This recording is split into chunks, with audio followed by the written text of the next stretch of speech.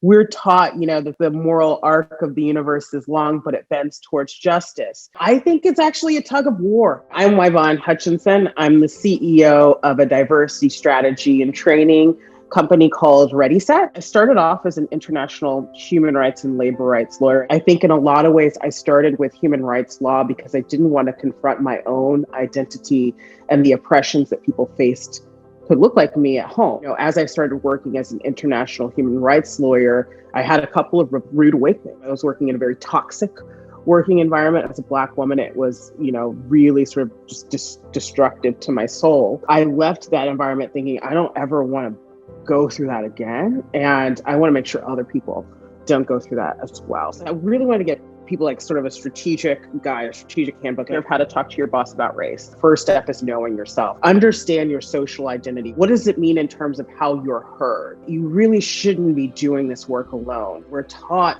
about individuals that change society or change the systems. Martin Luther King, Malcolm X. And in reality, those people had machines behind them. When we assume that we've got to be individual, we also put ourselves at greater risk of harm. As, a Black person, I'm also mindful of how different the risk is for me than it is for somebody else. And if you're working in community, if you're working as part of a coalition, someone else may be able to take a risk so you don't have to. Once you understand yourself and once you learn who your allies are in an organization and have in your head, how much time are you going to give this organization?